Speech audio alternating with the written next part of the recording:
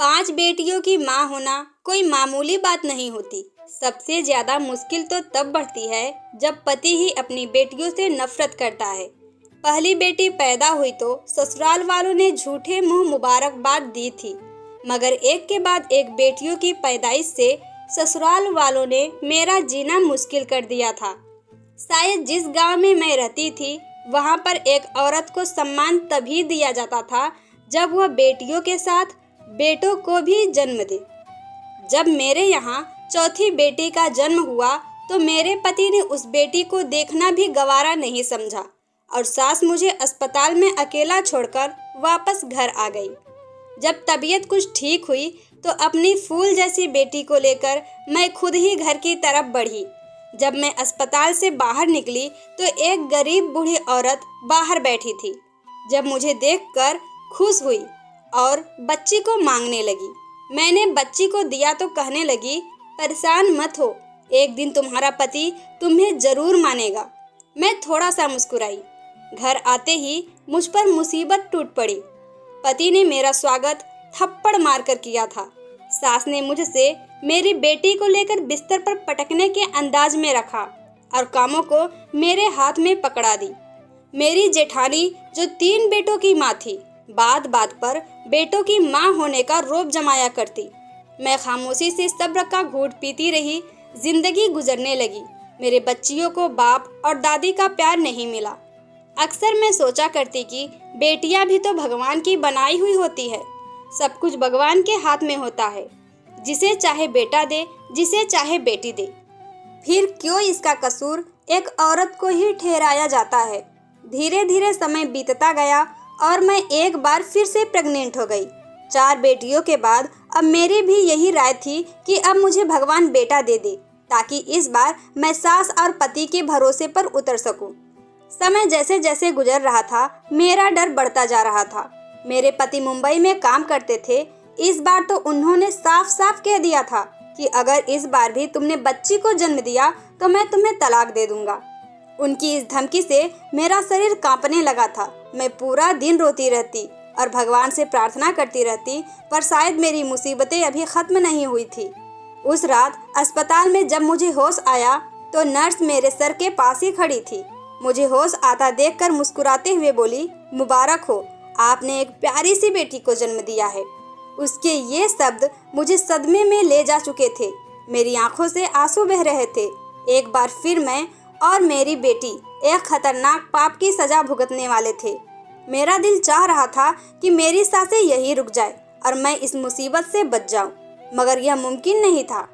वह नन्ही गुड़िया रो रही थी और मैं उसे सीने से लगाकर रो रही थी। काश वह किसी और के यहाँ जन्म ले लेती, यहाँ बेटे की सूरत मेरी गोद में डाल दी जाती, लेकिन मैं भगवान की राय में राजी थी। यह 5 फूल मुझे मेरी जान से भी बढ़कर थी, मगर अब मैं अपने पति और सास से तंग आ चुकी थी।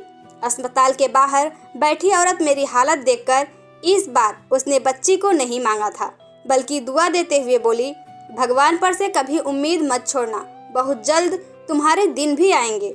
मैं दिल ही दिल में दर्द की सांस खींचते हुए सर को हिलाई। रात के 8:30 बज चुके थे।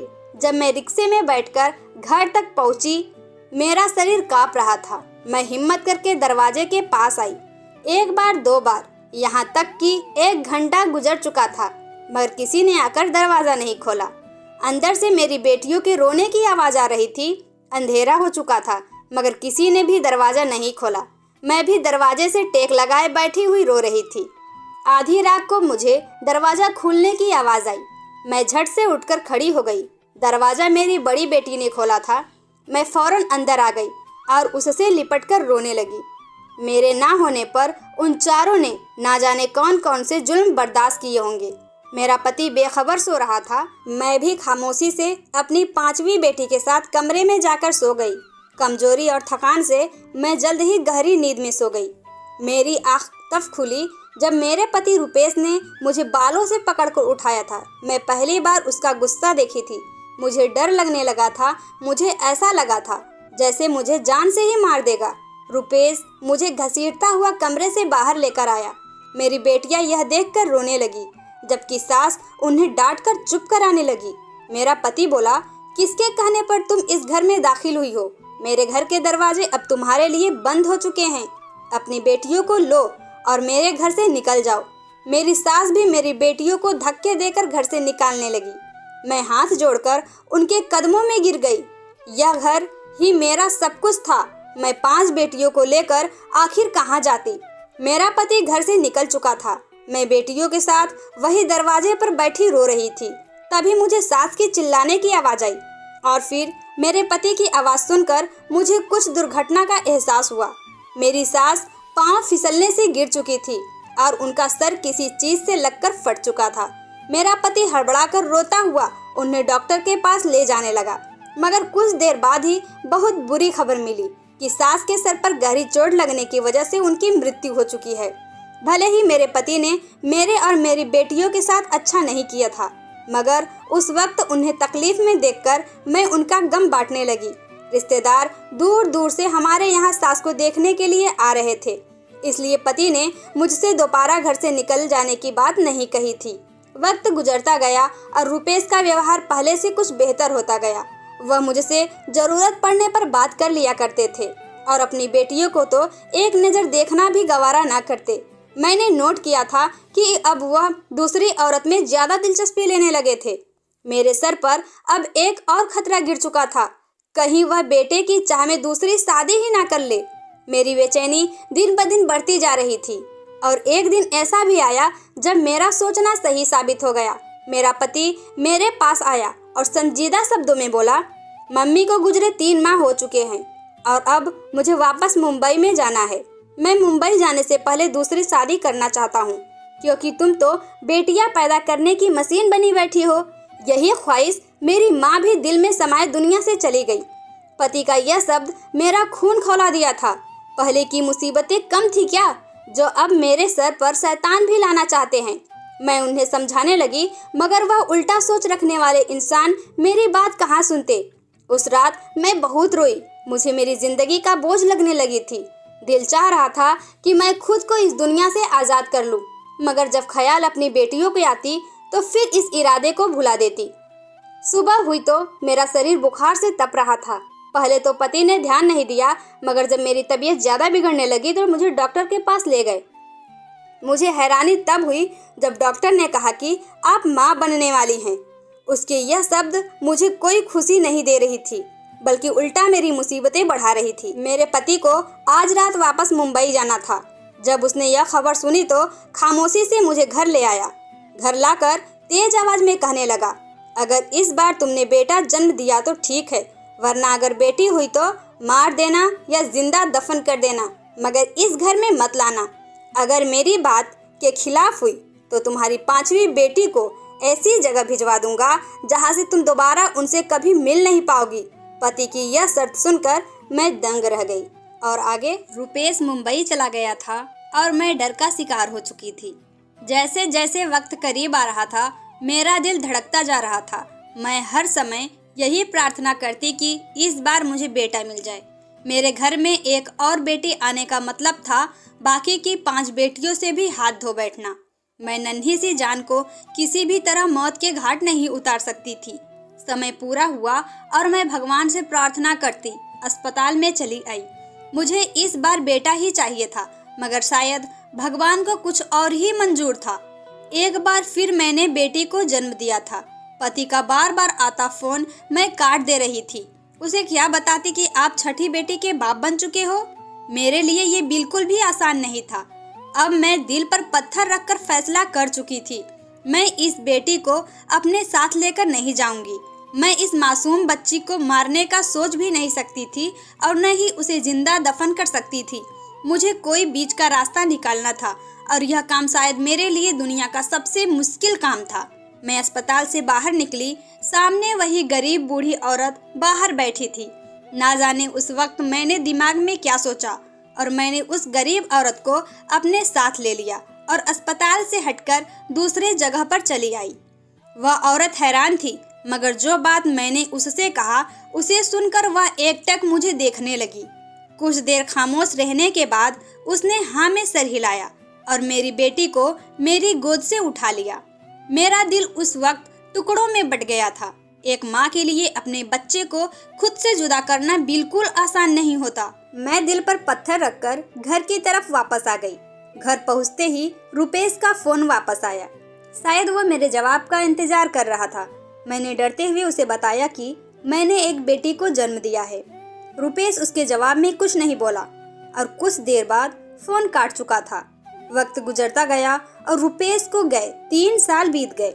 इस दौरान वह एक बार भी कश्मीर से वापस नहीं आए थे और ना ही मुझसे कभी बात करने की कोशिश की थी।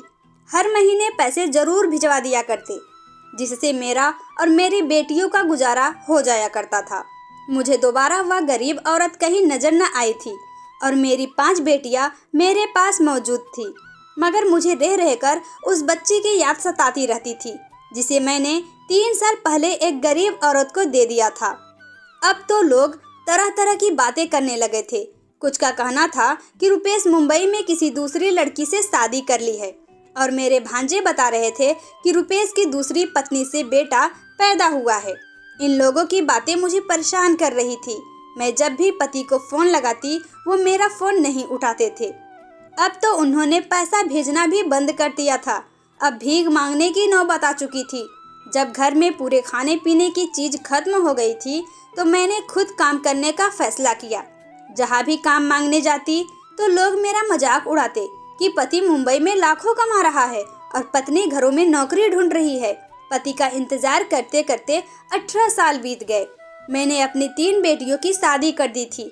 18 सालों में मैंने झाड़ू पोछा करके अपनी बच्चियों का पाल पोस कर बड़ा किया था, जबकि पति ने इस दौरान एक बार भी पलटकर नहीं देखा था।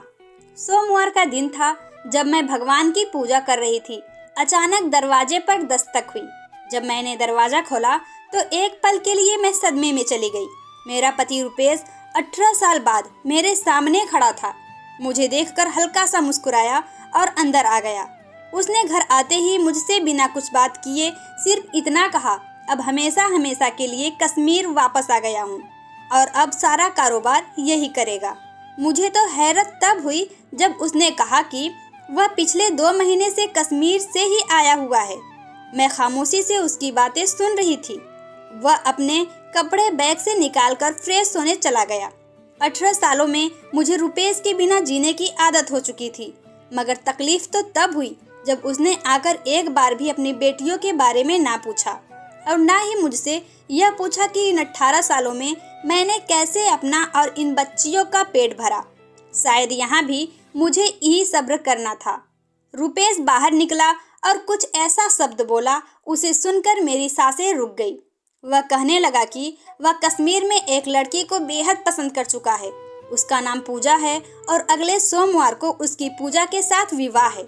वह मुझे बताकर दोबारा घर से जा चुका था। मैं उसे जाते देखते रह गई। क्या कोई इस हद तक भी लापरवाह हो सकता है? उसकी बेटियां उसके प्यार के लिए तरस रही थी, मगर उसे कोई परवाह नहीं थी। सोमवार का दिन भी आ चुका था।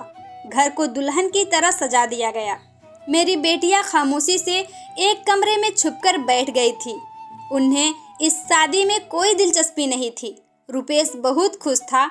मुझे बताने लगा कि पूजा अपनी माँ के साथ यही आ रही है, यहीं पर उसका विवाह होगा और फिर अगले ही हफ्ते मैं पूजा के साथ वापस मुंबई चला जाऊंगा। मेरा सब्र का घूंट खत्म हो चुका था, लेकिन मेरा चुप ही रहना मेरा बेहतरीन जवाब था। मैं खामोशी से सर झुकाकर जब उसके कमरे में गई तब वो लड़की मेरे सामने ही बैठी थी जिससे रुपेश का विवाह होने वाला था। उसे देखकर मेरे पैरों तले जमीन निकल गई थी। उस लड़की की उम्र 17 से 18 साल थी, जो अपने नजरों से बार बार मुझे देख रही थी, जबकि वहीं दूसरी तरफ मेरा पति उस लड़की की माँ को पैसा पकड़ाता हुआ न जाने क्या बातें कर रहा था। पैसों की भीड़ में आज एक औरत को मासूम लड़की का चेहरा नहीं दिख रहा था। तभी रुपेश का मोबाइल बजा और वो खामोशी से कमरे से निकल गया। मैंने जब उस लड़के की माँ को देखा तो मुझे लगा कि मैं इन्हें पहले भी कहीं देख चुकी हूँ, मगर कहाँ, यह याद नहीं आ रहा था। वह औरत भी बार बार मुझे ही घूर रही थी। मैं जल्दी से कमरे से बाहर निकलकर आ गई और अपने दिमाग पर जोर देने लगी। पंडित आ चुके थे। तभी मेरा दिमाग में ख्याल आया और मेरे होश उड़ गए। ये कैसी मुसीबत टूटने वाली थी। मेरा शरीर सुन्न होने लगा था। तब मैं बाहर निकली और जाकर पूजा की माँ को पकड़कर अपने सामने किया और मैं उसे देखकर बोली कि तुम वही औरत हो ना जिसको मैंने अपनी बेटी को दिया था। मेरी बात को सुनकर वह औरत हक्की बक्की रह गई थी और बोली, हाँ मैं वही हूँ, मगर तुम कौन हो? रुपेश सवालिया नजरों से हमें देख रहा था। मैं गुस्से में बोली कि मैं वही औरत हूँ जो 18 साल पहले अपने इसी पति के डर से अपनी बेटी को तुम्हारे हवाले किया था। यह खबर किसी पाप की तरह गिरी थी। रुपेश घबराया हुआ था। वो औरत सीने पर हाथ रखकर जमीन पर बैठ गई थी, जबकि पूजा हैरत से मुझे देखने लगी थी। जब रुपेश होश में लौटा तो उस औरत से सवाल करने लगा। वह औरत को मालदार हो चुकी थी, लेकिन मेरी बात को सच मान गई। पूजा मेरी और रुपेश की बेटी है। अगर एक पल की देर हो जाती तो न जाने कौन सी मुसीबत टूट पड़ती। रुपेश अपना बाल पकड़ता जमीन पर गिर चुका था और होश आते ही घर से बाहर निकल गया था। उसको बेटियों से नफरत थी, मगर जो पाप करने जा रहा था वो बहुत बड़ा पाप था। पूजा जमीन पर बैठी रो रही थी और मैं बेबस से उसे रोता हुआ देखकर उसे सीने से लगाकर रोने लगी। रुपेश को घर से गए काफी देर हो चुका था। 2 दिन गुजर चुके थे और फिर दरवाजे पर एक एम्बुलेंस आई, जिससे रुपेश को उतरकर घर लाया गया। उसका 2 दिन पहले एक्सीडेंट हुआ था। उसकी एक टांग टूट चुकी थी। उसकी जुबान दांतों में आकर कट चुकी थी। वह अब बोल नहीं सकता था। जैसे भी था, मेरी बच्चियों का बाप था। बेटियां कहा बाप को तकलीफ में देख सकती है। जब जब मेरी बेटियां रुपेश की सेवा करती, वह नजर झुकाकर रोने लगता था। पूजा से उसने दोबारा कभी नजर नहीं मिलाया था और ना ही पूजा कभी रुपेश के सामने जाना चाहती थी। कुछ दिनों के बाद रुपेश ने अपना सारा धन अपनी 6 बेटियों के नाम कर दी और अपने बेटियों से माफी मांगी और अब सभी खुश होकर रहते हैं। प्रिय श्रोताओं, आशा करती हूँ कि आज की वीडियो आपको पसंद आई होगी। हमारी वीडियो को लाइक और चैनल पर नए हैं तो सब्सक्राइब करना बिल्कुल ना भूलें।